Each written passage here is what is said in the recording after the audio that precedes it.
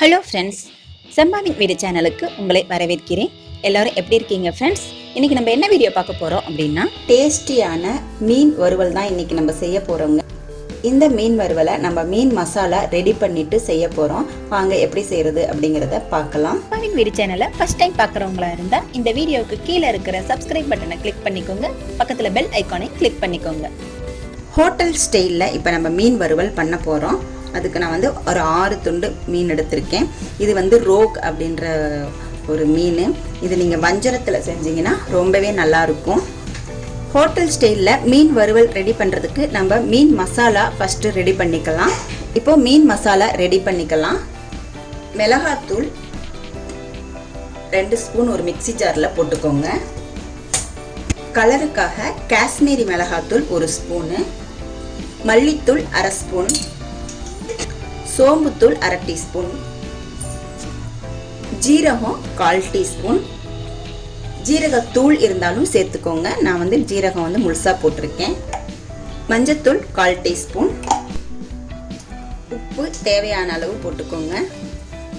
4 பல்லு பூண்டை உரிச்சிட்டு நல்லா குட்டி குட்டி பீஸாக பண்ணி போட்டுக்கோங்க. கொஞ்சமாக புளி பேஸ்ட்டு போட்டுக்கோங்க. 2 பிஞ்சளவு ஈனோ பவுடர் சேர்த்துக்கோங்க. இப்போ இதை நம்ம கிரைண்ட் பண்ணி எடுத்துக்கலாம். தண்ணி ஊற்ற வேண்டாம். வேணும்னா நம்ம ஏன்னா புளி கரைசல் ஊற்றி இருக்கிறனால தண்ணி தேவைப்படாது. வேணும்னா ஊற்றிக்கலாம். மீன் மசாலா ரெடி பண்ணியாச்சு. இப்போ ஒரு பிளேட் வச்சுக்கோங்க. இந்த பிளேட்டில் இந்த மீன் மசாலாவை கொஞ்சமாக தண்ணி ஊற்றிக்கோங்க.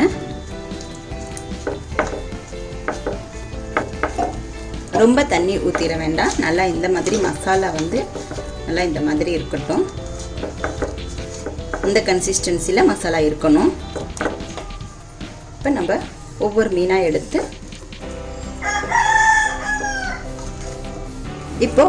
மீனாக எடுத்து நம்ம மசாலாவை அதில் தடவிடலாம். ரொம்ப தண்ணி ஊற்றிட்டீங்க அப்படின்னா உங்களுக்கு மசாலா வந்து அந்த மீனில் வந்து ஒட்டாது.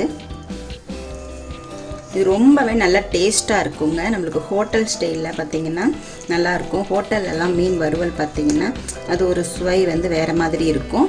அதை நீங்கள் இந்த மாதிரி செஞ்சீங்கன்னா அந்த சுவை வந்து நம்மளுக்கு வந்துடும். எல்லா மீனையும் இந்த மாதிரி நம்ம பண்ணி எடுத்துக்கலாம். எல்லா மசாலாவையும் பெரட்டி எடுத்தாச்சு. 15 நிமிஷம் இதை நம்ம அப்படியே மூடி ஒரு பக்கமாக வச்சிடலாம். 15 நிமிஷத்தில் நல்லா ஊறிடும். மீனும் அந்த மசாலாவும் நல்லா வந்து மிக்ஸ் ஆகிடும். அதுக்கப்புறம் எடுத்து நம்ம ஃப்ரை பண்ணிக்கலாம். 10 நிமிஷம் ஆயிடுச்சு. மீனும் மசாலாவும் நல்லா வந்து பைண்ட் ஆயிடுச்சு. இப்போ நம்ம மீனை வந்து ஃப்ரை பண்ணி எடுத்துக்கலாம். ஒரு பேன் வச்சுட்டு ஆயில் ஊற்றிக்கோங்க. ஸ்டவ்வை சிம்மில் வச்சுக்கோங்க. இப்போ மீனை நம்ம ஃப்ரை பண்ணிக்கலாம்.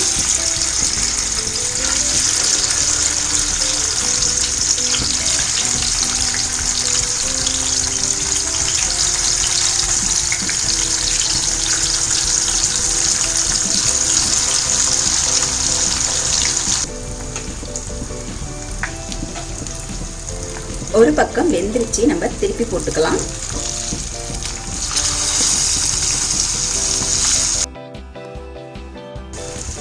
ரெண்டு பக்கமுமே மீன் நல்லா வெந்துருச்சு. இப்போ நம்ம மீனெல்லாம் எடுத்துடலாம்.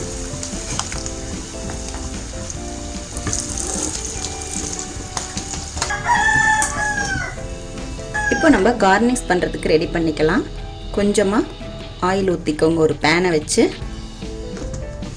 கருவேப்பிலையை போட்டு பொரிச்சு எடுத்துக்கோங்க.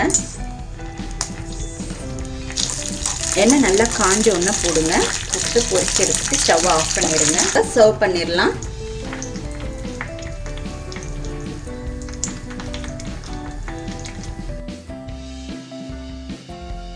மீன் வறுவல் ரெடி ஆயிடுச்சுங்க.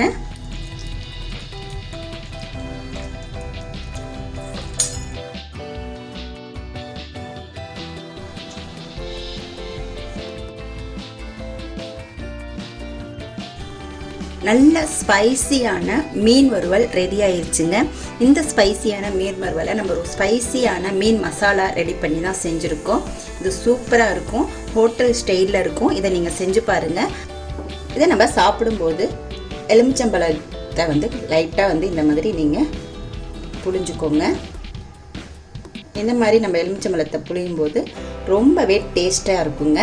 இதை செஞ்சு பாருங்கள். செஞ்சு பார்த்துட்டு எனக்கு கமெண்ட் செக்ஷனில் எப்படி இருந்துச்சுன்னு சொல்லிட்டு கமெண்ட் பண்ணுங்கள். இந்த வீடியோ உங்களுக்கு பிடிச்சிருந்துச்சுன்னா லைக் பண்ணிக்கோங்க, உங்கள் ஃப்ரெண்ட்ஸுக்கு ஷேர் பண்ணுங்கள். தேங்க்யூ.